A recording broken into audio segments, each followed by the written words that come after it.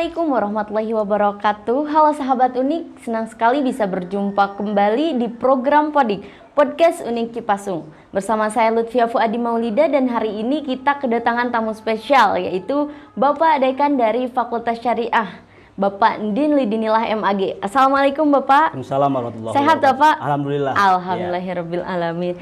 Nah, sahabat Unik, berhubung di Ramadan kali ini kita sudah memasuki tahapan-tahapan pemilihan umum tahun 2024. Maka dari itu tema yang akan kita bahas mengenai puasa dan elektabilitas calon pemimpin 2024. Nah, yang ingin saya tanyakan Bapak, berhubungan dengan tema kali ini, apakah ada hubungannya antara puasa dan cara kita memilih pemimpin? Entah itu dari cara memilih pemimpin yang baik itu bagaimana Pak?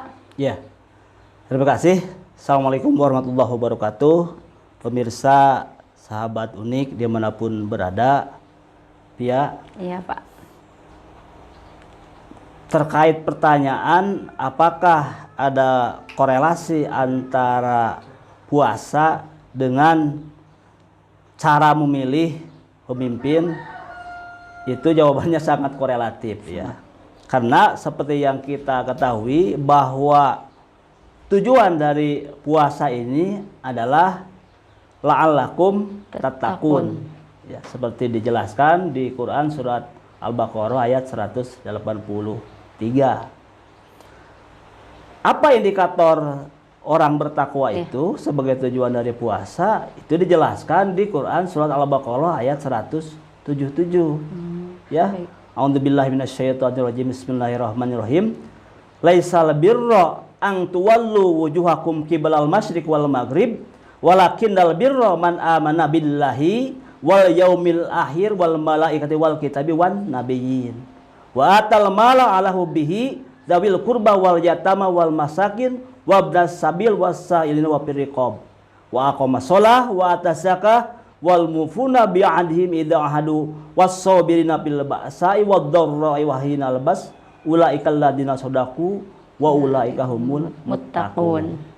Nah, kemudian apa saja indikator takwa menurut Al-Qur'an surah Al-Baqarah ayat 177 itu, Pak? Nah, secara ringkas ayat 177 surat Al-Baqarah tersebut menjelaskan bahwa ada dua indikator orang bertakwa yang nanti bisa dijadikan alat oleh masyarakat untuk menilai seorang calon pemimpin itu. Pertama, dia baik secara vertikal.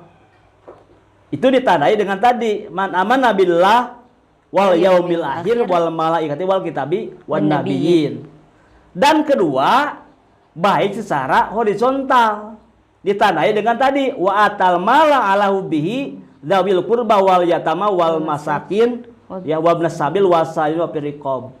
Jadi ke atas dia baik, hubungannya secara vertikal, secara hablum minan nas, secara horizontal baik.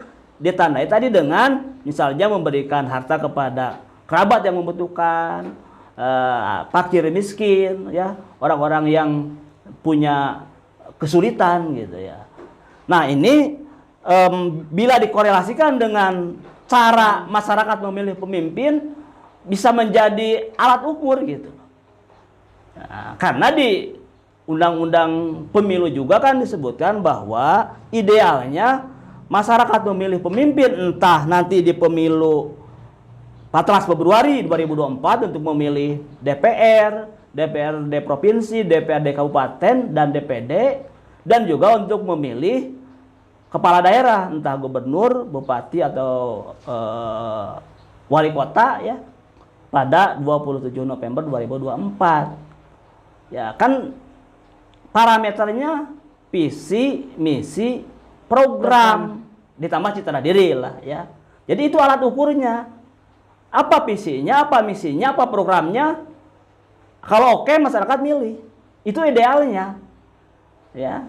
Dan ya betul, gimana? Tapi sependek pengetahuan saya Pak, banyak sekali problem yang terjadi pada pemilu ya. Salah satunya mungkin money politik. Betul. Jadi masyarakat itu lebih mendengarkan karena diberikan uang seperti itu Pak. Nah, bagaimana? Betul, apakah betul. money politik itu ada akibatnya untuk masyarakat ke Betul depannya ya. atau seperti Ini apa? menarik ya pertanyaannya karena memang relevan dengan hasil survei dari LIPI ya, Lembaga Ilmu Pengetahuan Indonesia. LIPI mensurvei tahun 2019 itu terhadap 1.500 responden. Ya. Hasilnya 77% mereka mengakui menerima materi lah waktu pemilihan 2019. Dan juga LIPI tidak hanya mensurvei masyarakat, ya, mensurvei tokoh gitu. Tokoh itu hasilnya 83% tokoh menerima materi gitu ya. Cuman 17% yang tidak menerima materi gitu, yang menolak gitu. Dan ini kan jelas bahwa aspek ideal dari kontestasi di pemilu maupun di pilkada itu, yang idealnya orang memilih berbasisnya visi misi program, beralih ke basisnya material gitu. Begitu. Kemudian apakah ada untung dan ruginya dari money politik ini, Pak? Oh, sangat merugikan ya. Kalau untungnya nggak ada untung lah. Nggak ada. Hanya untung sesaat aja ya. Tapi buntungnya 5 tahun akan dilalui oleh masyarakat. Jadi alurnya ketika basis pemilihan itu material, maka akan muncul yang namanya high cost, biaya kontestasi tinggi. Ya. Dan ini sudah dibuktikan oleh riset-riset. Misalnya untuk pemilihan DPRD kabupaten ini harus menyiapkan 250 sampai 500 juta. Ya, provinsi 500 juta sampai 2M gitu ya. Untuk ke DPR RI itu di atas itu gitu ya. Nah, untuk kepala daerah kan KPK merilis tuh untuk gubernur wali kota itu 20 sampai 30 ya. Untuk gubernur ya di atas itu gitu ya. Ini kan sekilas saja sudah bisa diprediksi bahayanya karena hitung-hitungan gaji bupati wali kota misalnya menurut KPK di bawah 6M. Padahal tadi waktu pencalonan dia habis 20. Kan defisit ya sekitar 14M itu. Dari mana itu?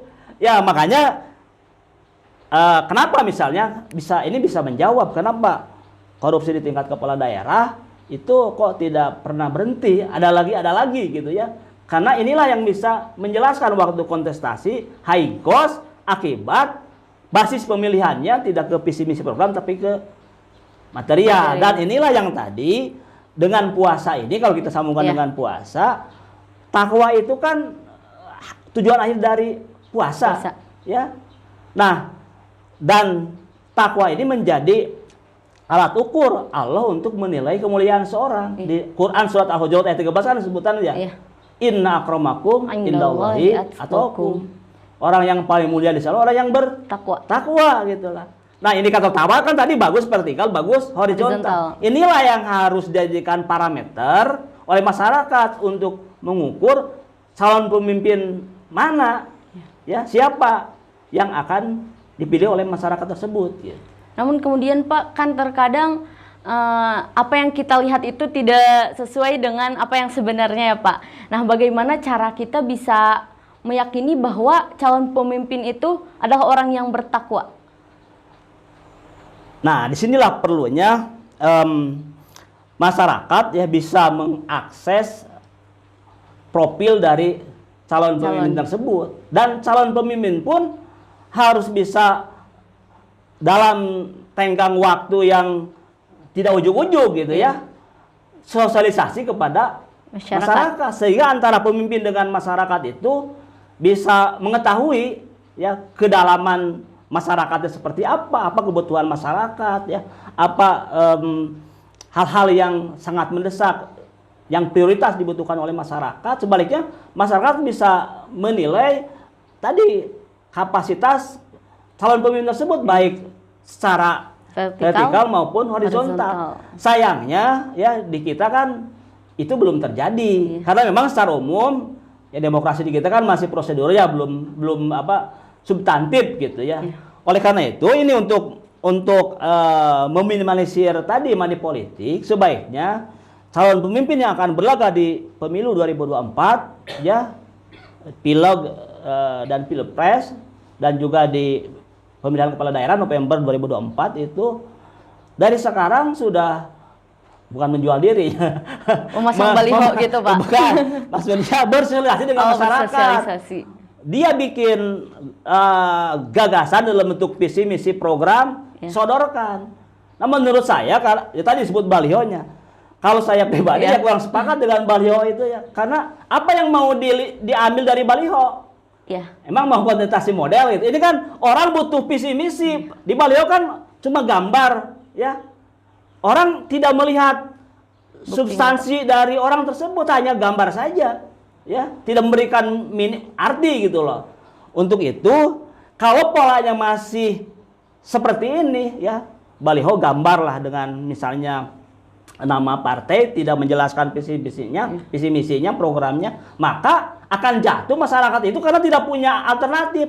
Parameter apa kan yang akan saya ambil dari calon pemimpin itu? Akhirnya kan karena tidak jelas visi misi programnya, yang praktis aja, kembali lagi ke basisnya material, money politik itu. Oh, maka dari itu masyarakat lebih memilih money politik itu ya, Pak?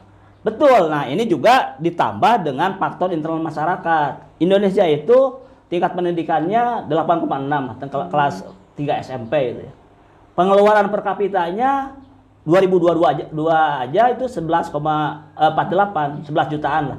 Kalau dibagi 12 bulan kan 900 ribuan. Dibagi hari itu 30 ribuan. 30 ribu. Makanya ketika dia ditawarin misalnya 50 ribuan ada keharti gitu ya. Karena hariannya kan cuma 30 ribuan gitu ya. Dan ditambah juga tidak hanya salah masyarakat ya. Parpol juga menurut survei 2018 dari Carta Politika bahwa tingkat kesukaan terhadap partai itu cuma 30%-an gitu. Kedekatan masyarakat dengan partai juga itu relatif rendah. Nah, ini yang menyebabkan kenapa tadi praktek money politik itu masih menjadi penghalang demokrasi substantif gitu.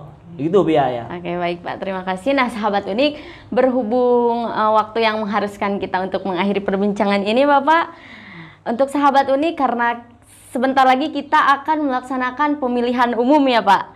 Nah, semoga kita bisa memilih calon pemimpin berdasarkan indikator takwa. Karena di mata Allah pun orang yang paling mulia adalah orang yang bertakwa dengan indikator bersikap baik secara vertikal maupun horizontal ya Pak. Baik Bapak, terima kasih. Sama-sama ya. Terima kasih sahabat unik. Insya Allah bermanfaat. Wassalamualaikum warahmatullahi wabarakatuh. Waalaikumsalam warahmatullahi wabarakatuh.